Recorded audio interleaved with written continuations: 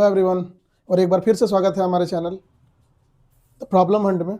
और आज हम लोग फिर से स्ट्रेंथ ऑफ मटेरियल का इम्पोर्टेंट क्वेश्चंस डिस्कस करेंगे, बट ये थर्ड सेमेस्टर सिविल ब्रांच के लिए होगा। लास्ट जो वीडियो था उसमें हमने मैकेनिक्स ऑफ मटेरियल जो कि सोम ही था, वो मैकेनिकल के सिलेबस में था, और ये जो है JUT का जो थर्ड सेमेस्टर में डिप्लोमा के लिए जो सिविल ब्रांच के बच्चे हैं उनके लिए ये सब्जेक्ट है। यहाँ पे सब्जेक्ट का नाम है engineering mechanics and strength of material. Mechanics और सोम जो है दोनों का मिक्सअप है सिलेबस में, और इसीलिए सब्जेक्ट का नाम रखा गया सिविल के लिए engineering mechanics and strength of material. तो इस सब्जेक्ट में हमारे लिए क्या क्या इंपॉर्टेंट है, क्या क्या थ्योरी आ सकता है, क्योंकि ज़्यादातर टाइम हम लोग इस सब्जेक्ट में न्यूमेरिकल बनाते हुए ही बीता है, तो थ्योरी भी आता है। ऐसा नहीं कि थ्योरी पोर्शन नहीं आता है, बट कम है, लिमिटेड है, तो आप बहुत जल्दी तैयार कर सकते हो इसको, है ना। तो थ्योरी पे भी हमें ध्यान देना है। तो क्या है, क्या क्या क्वेश्चन है थ्योरीज क्वेश्चन में? 10 क्वेश्चन है यहाँ पर हम दिए हैं, ठीक है, और ढेर सारा डेफिनेशन है। इसके अलावा भी कुछ होगा, बट ये आपको कंप्लीट करना है पहले। सबसे पहला चीज कि फोर्स क्या है, फोर्स का डेफिनेशन आना चाहिए आपको, ठीक है। पूरा कहानी जो है सोम का, शुरुआत वाला खास करके या बाद वाला, मैक्सिमम पोर्शन फोर्स से रिलेटेड है। फोर्स लगता है तभी स्ट्रेस लगता है, तभी हम बॉडी में एनालिसिस करते हैं कि अलग अलग मटेरियल में किस तरह का असर बिहेव कर रहा हो, ठीक है। तो फोर्स आपको जानना है यहाँ की, फोर्स का डेफिनेशन, ठीक है, और साथ ही साथ फोर्स का क्या क्या कैरेक्टरिस्टिक होता है, ठीक है ना। कैरेक्टरिस्टिक ऑफ फोर्स और फोर्स का डेफिनेशन, कोई भी पुश और पुल को हम लोग फोर्स बोलते हैं, तो इस फोर्स का जो भी कैरेक्टरिस्टिक्स है वो आपको लिखना है। दूसरा, सिस्टम ऑफ फोर्स किसको बोलते हैं, सिस्टम ऑफ फोर्स किसको बोलते हैं हम लोग, ठीक है, और उसका क्लासिफिकेशन, ये इंपॉर्टेंट क्वेश्चन है, थ्योरी क्वेश्चन में पूछा जा सकता है। ऐसे सिस्टम ऑफ फोर्स किसको बोलते हैं हम लोग? तो सिस्टम ऑफ फोर्स एक ऐसा सिस्टम होता है फोर्स का, यानी अगर किसी बॉडी में अगर मोर देन वन फोर्स अगर लग रहा है एक साथ, ठीक है ना, मोर देन वन फोर्स अगर लग रहा है एक साथ, तो वो क्या कहलाएगा? सिस्टम ऑफ फोर्स, ठीक है ना। मोर देन वन यानी कम से कम कितना लगना चाहिए? 2। तो 2 या 2 से अधिक फोर्स अगर किसी बॉडी में लग रहा है तो वो अपने लिए कहलाता क्या है? सिस्टम ऑफ फोर्स, ठीक है। और ऐसा जो है अलग अलग टाइप का होता है फोर्स, कंकरेंट होता है, नॉन कंकरेंट होता है, कोलिनियर होता है, पैरेलल होता है, ठीक है, नॉन कोप्लेनर होता है। तो कई टाइप के सिस्टम ऑफ फोर्स हो सकता है, कई टाइप का हो सकता है सिस्टम ऑफ फोर्सेस, और उसी का क्लासिफिकेशन आपको एक्सप्लेन करना है। जब भी एक्सप्लेन करोगे तो आप डायग्राम बना देना उसको, तो ज़्यादा अच्छा रहेगा। उसके बाद मोमेंट ऑफ फोर्स पढ़ाइए आपको। मोमेंट ऑफ फोर्स क्या होता है, ठीक है ना। Moment of force state law of moment, एक लाइन का स्टेटमेंट है, और इसीलिए यहाँ ढेर सारा क्वेश्चन, कोई जरूरी नहीं है कि एग्जैक्ट यही दे, ठीक है। मोमेंट ऑफ अलग से भी मोमेंट ऑफ फोर्स पूछा जा सकता है, अलग से आपको 1-2 नंबर में स्टेट लॉ ऑफ मोमेंट पूछा जा सकता है। तो इस तरह क्वेश्चन पूछा जा सकता है ना। क्या क्या लिखा है? मोमेंट ऑफ फोर्स आपको डिफाइन करना है, साथ ही मोमेंट से रिलेटेड जो है लॉ है, तो वो लॉ ऑफ मोमेंट आपको स्टेटमेंट देना है। साथ ही साथ also right the equilibrium condition for concurrent and non concurrent force system, ठीक है ना। तो कंकरेंट सिस्टम और नॉन कंकरेंट सिस्टम के लिए इक्विलिब्रियम कंडीशंस क्या है ये भी आपको बताना है, ठीक है ना।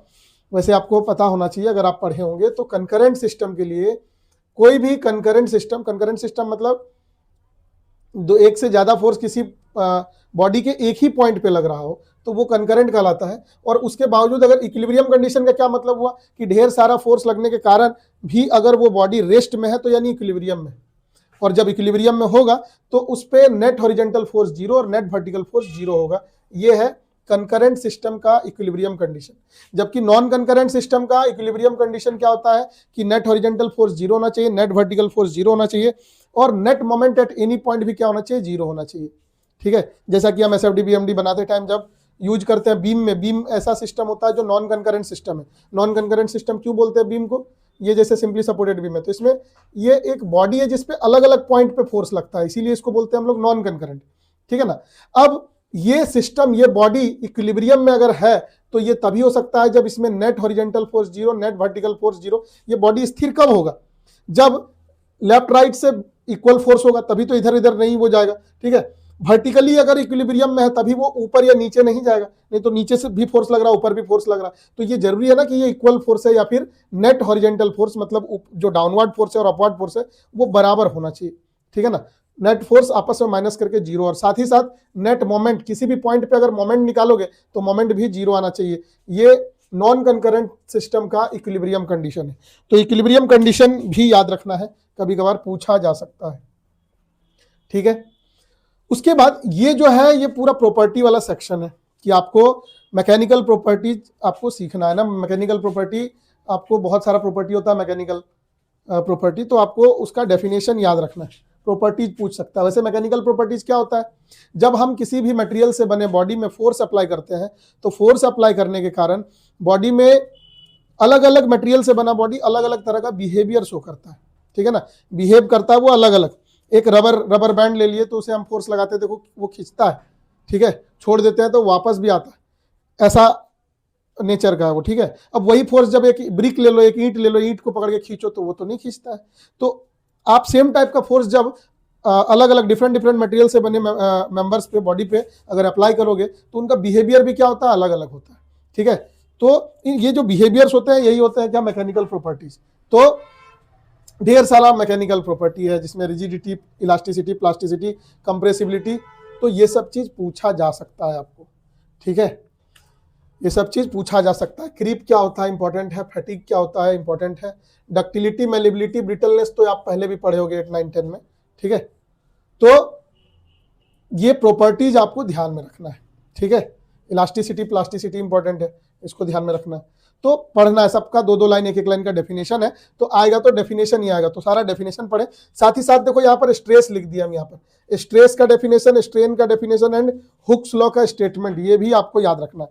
अब इससे देखो बड़ा क्वेश्चन भी अराइज हो सकता है क्या कि एक्सप्लेन स्ट्रेस एंड स्ट्रेन, ठीक है ना, विद देयर टाइप। टाइप के साथ आप स्ट्रेस और स्ट्रेन का एक्सप्लेन करो, और साथ ही साथ उसमें भी जोड़ सकता है हुक्स लॉ। तो आप स्ट्रेस पढ़ोगे तो उसका टाइप भी पढ़ लेना, स्ट्रेन पढ़ोगे उसका टाइप पढ़ लेना, ठीक है। स्ट्रेस, स्ट्रेन और हुक्स लॉ, इतना बात आपको ध्यान में रखना है। अब आगे जो है देखो, ये शुरुआत का, इसके बाद ये यहाँ से 5वां जो क्वेश्चन है वहां से हो गया है अलग चैप्टर। ये आ गया सेंटर ऑफ ग्रेविटी और सेंट्रॉइड। तो सेंटर ऑफ ग्रेविटी क्या होता है, सेंट्रॉइड क्या होता है, दोनों का डेफिनेशन। रेडियस ऑफ गायरेशन जो है वो एक्चुअल में पार्ट है मोमेंट ऑफ इनर्शिया का, ठीक है ना। तो रेडियस ऑफ गायरेशन क्या है, उसको, उसका डेफिनेशन याद रखना है, ठीक है ना। सेक्शन मॉडुलस क्या होता है, मोमेंट ऑफ इनर्शिया क्या होता है, पोलर मोमेंट ऑफ इनर्शिया क्या होता है। तो ये इन सब का डेफिनेशन सिर्फ पढ़ लेना है, ठीक है। इसमें ज्यादा लेंदी थ्योरी नहीं होता, ठीक है। इस सब्जेक्ट में ज्यादातर जो है वो शॉर्ट में डेफिनेशन टाइप या वो शॉर्ट नोट्स टाइप ही होगा, ठीक है। बहुत ज्यादा लेंदी थ्योरी नहीं पूछेगा। ये बहुत ज्यादा इंपॉर्टेंट है, ये जो क्वेश्चन है ये बहुत VVI है। क्या है ये, state parallel axis theorem and perpendicular axis theorem. ये पैरेलल एक्सिस थ्योरम बहुत ज्यादा इंपॉर्टेंट है, हो सकता है अकेले यही पूछ दे। तो पैरेलल एक्सिस थ्योरम इंपॉर्टेंट है बहुत ज्यादा, ठीक है ना। इसी पैरेलल एक्सिस थ्योरम के मदद से हम पूरा मोमेंट ऑफ इनर्शिया में जितना भी न्यूमेरिकल होगा वो हम इसी पैरेलल एक्सिस थ्योरम के मदद से ही बनाते हैं। तो पैरेलल एक्सिस थ्योरम जो है वो आपको एकदम ध्यान में रखना है, स्टेटमेंट आपको आ सकता है। साथ ही साथ परपेंडिकुलर एक्सिस थ्योरम भी है, ठीक है ना। तो ये दोनों थ्योरम बहुत इंपॉर्टेंट है, ये पूछा जा सकता है, एकदम VVI क्वेश्चन है ये पूछने का पूरा चांस रहेगा, ठीक है।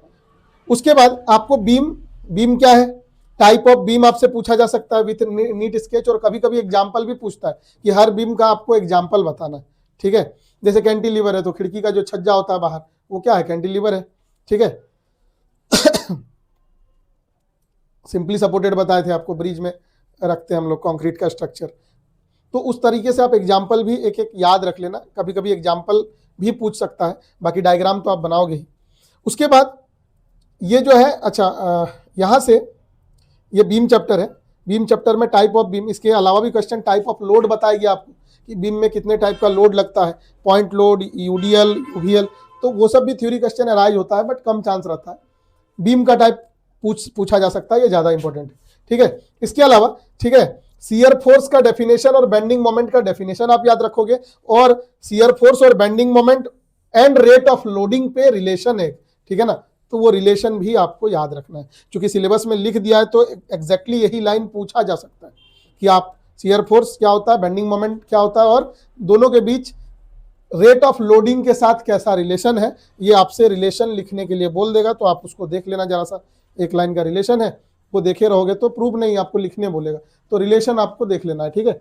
उसके बाद what is simple bending, simple bending को ही हम लोग क्या बोलते हैं, प्योर बेंडिंग बोलते हैं, ठीक है। व्हाट इज सिंपल बेंडिंग या प्योर बेंडिंग, और इसमें एजम्पशन क्या क्या है, ये मैकेनिकल वालों के लिए भी बोले थे बहुत इंपॉर्टेंट है, आप सिविल वालों के लिए भी बहुत ही ज़्यादा इंपॉर्टेंट है, तो इसको ध्यान में रखोगे कि सिंपल बेंडिंग या प्योर बेंडिंग क्या होता है, और ये एजम्पशन, कभी कभी सिर्फ एजम्पशन ही पूछ देता है, तो आपको एजम्पशन याद रखना है, साथ ही साथ बेंडिंग इक्वेशन भी याद रखना है आपको यहाँ पे, ठीक है ना, कि बेंडिंग इक्वेशन लिखने आ जाएगा, बेंडिंग इक्वेशन जो है वो भी याद रखना है कि bending equation, right bending equation भी लिख देगा, बेंडिंग फार्मूला क्या है वो आपको लिखना है, तो वो भी ध्यान में रखेंगे। साथ ही साथ आगे जो है ये यहाँ से चैप्टर फिर अलग है, एक चैप्टर स्लोप एंड डिफ्लेक्शन वाला है, उसमें स्लोप और डिफ्लेक्शन का डेफिनेशन आपको देख लेना है, आ सकता है, ठीक है, कि स्लोप क्या होता है बीम में और डिफ्लेक्शन क्या होता है, तो यहाँ मेंशन नहीं किए हम, वो आप देख लेना, या लिख देते हैं यहाँ पर कि आपको स्लोप और डिफ्लेक्शन का भी फॉर्मूला याद,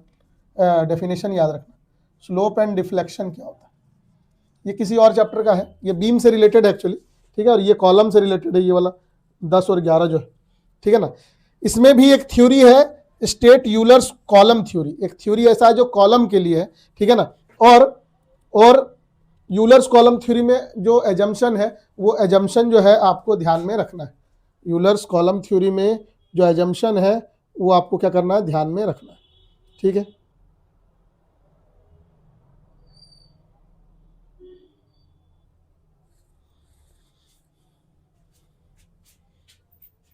बाकी इसी में आता है सिलेंडरनेस रेशियो, इसका भी डेफिनेशन याद रखोगे, बकलिंग लोड क्या होता है या क्रिपलिंग लोड क्या होता है, ये भी ध्यान रखना है, और ये जो स्लोप एंड डिफ्लेक्शन का बताया हम, ये एक्चुअली बीम से रिलेटेड है, एक चैप्टर और है, ठीक है ना, स्लोप एंड डिफ्लेक्शन नाम का चैप्टर ही है, तो स्लोप और डिफ्लेक्शन का आप डेफिनेशन याद रखना, तो इतना बहुत ज़्यादा थ्योरी नहीं है, इतना थ्योरी आप एक दिन बैठ के तैयार कर सकते हो, एक दिन बैठ जाओगे तो इतना थ्योरी आपका तैयार हो जाएगा, ठीक है।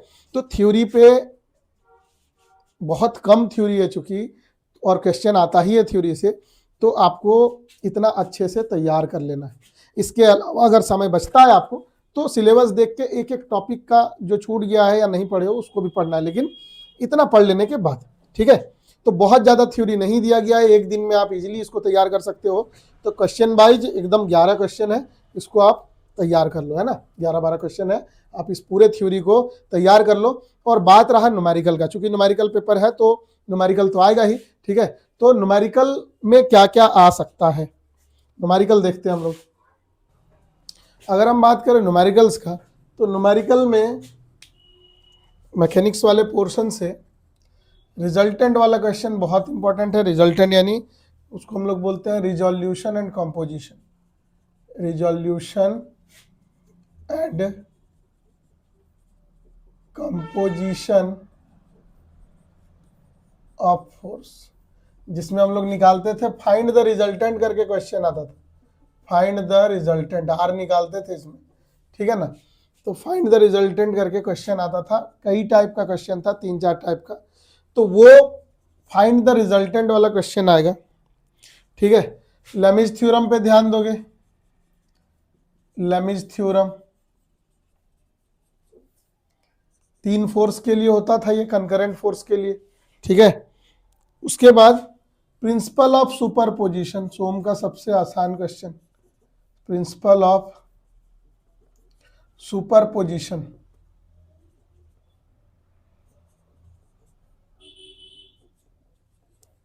प्रिंसिपल ऑफ सुपरपोजिशन, ठीक है ना, या सुपरपोजिशन प्रिंसिपल जो है, ये कौन सा था, जो ब्लॉक दिया रहता था हमें, ब्लॉक दिया रहता था, अलग अलग सेक्शन पे फोर्स लगता था, इस तरीके से हम क्या करते थे, ब्लॉक को तोड़ते थे, ठीक है ना, ब्लॉक को तोड़ देते थे और फिर हम चेंज इन लेंथ निकालते थे, ठीक है।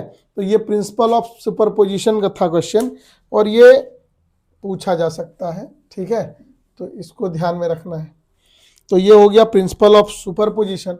उसके बाद CGMI, CGMI मतलब moment of inertia, CGMI moment of inertia, ये क्वेश्चन किसका है, moment of inertia, moment of inertia, यहां से क्वेश्चन तय है कि फिक्स आना ही आना है, ठीक है।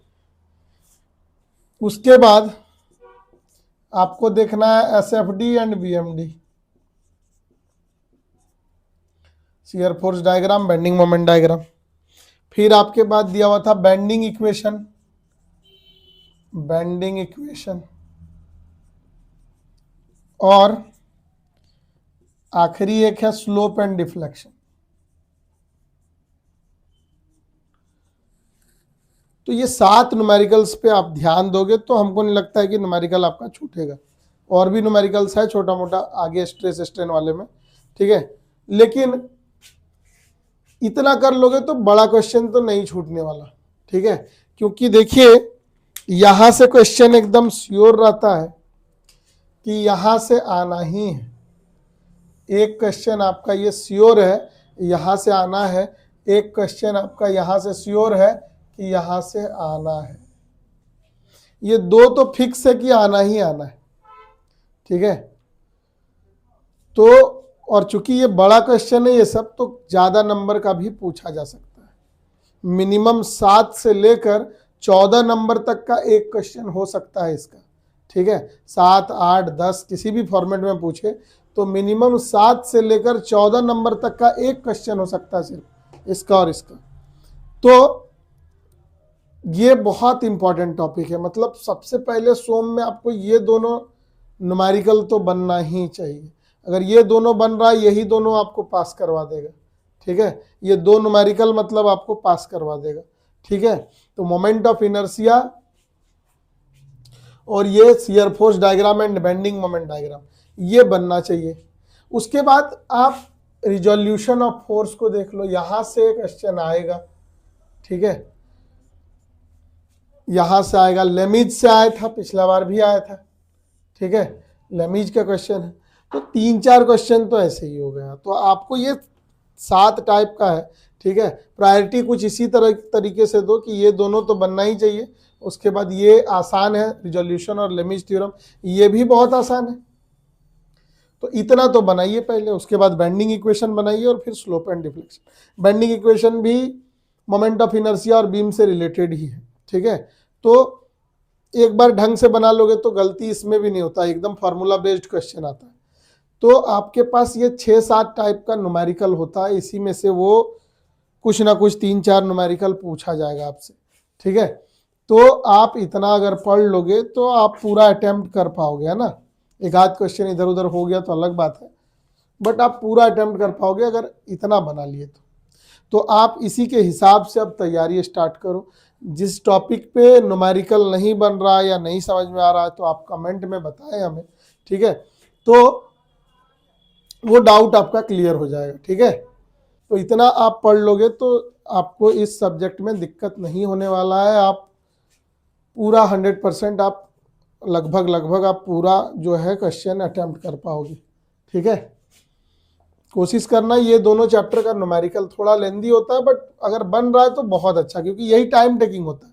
अभी आया नहीं है डेट, तो ये दोनों जो नहीं सीख पाए इसको सीख ले, ये दोनों सीख ले। ये आपको शुरुआत से ही पढ़े होगे, ये आसान भी होगा। तो ऊपर का तीनों बहुत आसान है और ये भी टफ नहीं है, ये लेंदी है, बस लंबा बनता है, बट ज़्यादा नंबर का भी पूछा जाता है। कभी 14 नंबर पूछ देता है डायरेक्ट, कभी कभी। तो ये लेंदी बनता है बट आसान है, टफ नहीं है ना। तो इस पे आप पहले ध्यान दें और फिर दोनों जब पांचों हो जाए यहाँ से, तब आप इस पे बेंडिंग इक्वेशन और स्लोप एंड डिफ्लेक्शन में आए, ठीक है। क्योंकि इतना सारा न्यूमेरिकल नहीं पूछेगा आपसे 3-4 न्यूमेरिकल ही पूछेगा, ठीक है। तो ऑप्शन में रहेगा तो आप जो अच्छा से आएगा उसको आप सेलेक्ट कर सकते हो।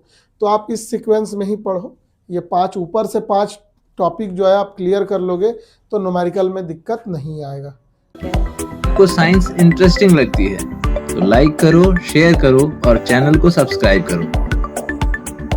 Thanks for watching.